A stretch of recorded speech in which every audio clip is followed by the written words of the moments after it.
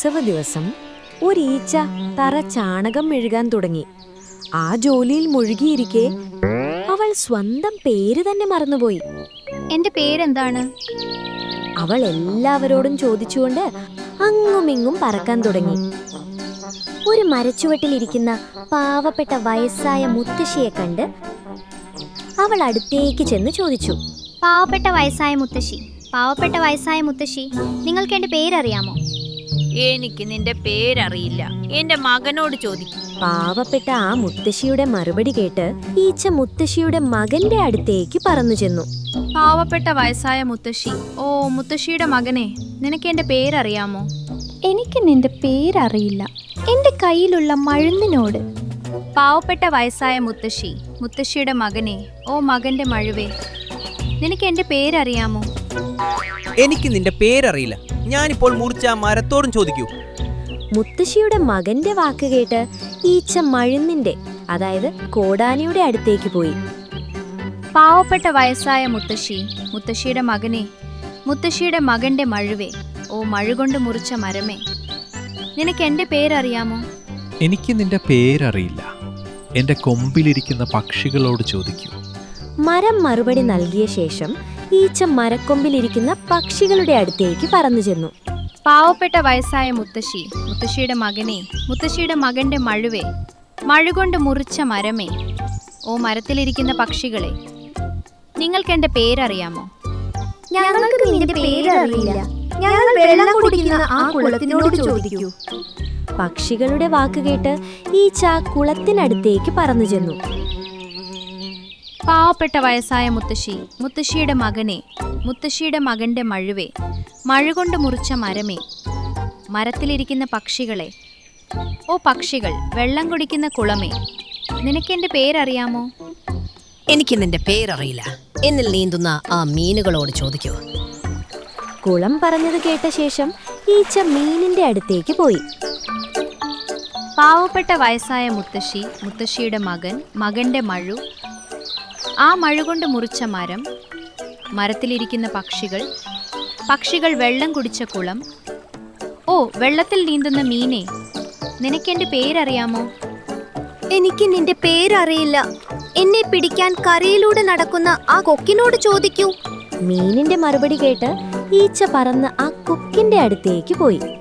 പാവപ്പെട്ട വയസ്സായ മുത്തശ്ശി, മുത്തശ്ശിയുടെ മകൻ, മകന്റെ മഴു, ആ മഴുകൊണ്ട് മുറിച്ച മരം, മരത്തിലിരിക്കുന്ന പക്ഷികൾ, പക്ഷികൾ വെള്ളം കുടിച്ച കുളം, വെള്ളത്തിൽ കഴിയുന്ന മീൻ, ഓ ആ മീനിനെ പിടിക്കാൻ നോക്കുന്ന കൊക്കെ, നിനക്ക് എന്റെ പേരറിയാമോ?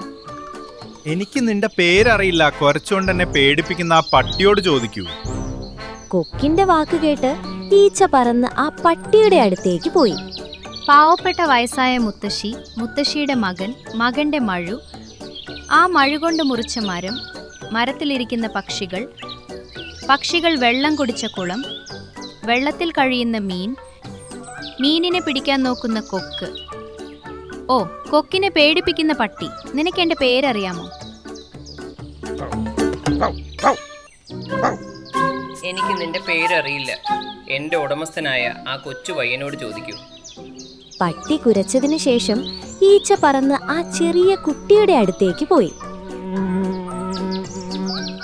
പാവപ്പെട്ട വയസ്സായ മുത്തശ്ശി, മുത്തശ്ശിയുടെ മകൻ, ആ മകന്റെ കോടാലി, ആ കോടാലി കൊണ്ട് വെട്ടിയ മരം, മരത്തിലിരുന്ന പക്ഷികൾ, പക്ഷികൾ കുടിച്ച കുളത്തിലെ വെള്ളം, വെള്ളത്തിൽ വാഴുന്ന ആ മീൻ, മീനിനെ പിടിക്കാൻ നോക്കിയ ആ കൊക്ക്, കൊക്കിനെ പേടിപ്പിച്ച ആ നായ, ഓ നായയുടെ യജമാനനായ കുട്ടി, നിനക്ക് എന്റെ പേരറിയാമോ?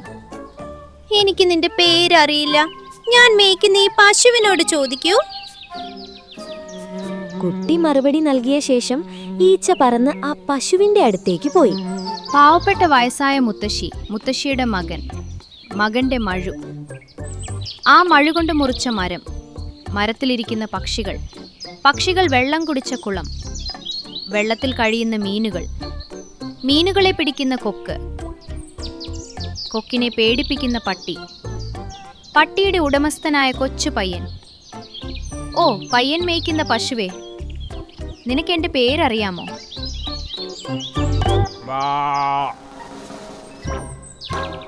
എനിക്ക് നിന്റെ പേരറിയില്ല. ആ പയ്യൻ സവാരി ചെയ്യുന്ന എന്റെ അടുത്ത് മേയുന്ന ആ കുതിരക്കുട്ടിയോട് ചോദിക്കൂ. പശു കരഞ്ഞതിനു ശേഷം ഒടുവിൽ ആ ഈച്ച പറന്ന് കുതിരക്കുട്ടിയുടെ, അതായത് പകപ്പന്റെ അടുത്തേക്ക് പോയി.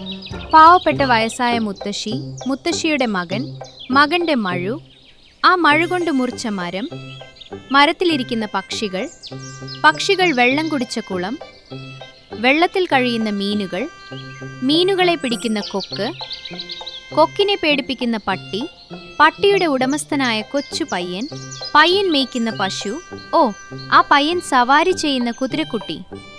നിനക്ക് എന്റെ പേരറിയാമോ? അപ്പോൾ കുതിര ഇങ്ങനെ പറഞ്ഞു. നിന്റെ പേര് ഈ ഈ ഈ ഈ അത് കേട്ട് ഈച്ച, ഓഹോ, നീ പറഞ്ഞത് തികച്ചും ശരിയാണ്. എന്റെ പേര് ഈച്ച എന്നാണ്. കുതിരക്കുട്ടിയുടെ വിക്കിയുള്ള സംസാരം കേട്ട് ഈച്ച സന്തോഷത്തോടെ നിലവിളിച്ചു. പിന്നീട് ആ ഈച്ച സന്തോഷത്തോടെ പറന്ന് തന്റെ വീട്ടിലേക്ക് തിരിച്ചുപോയി.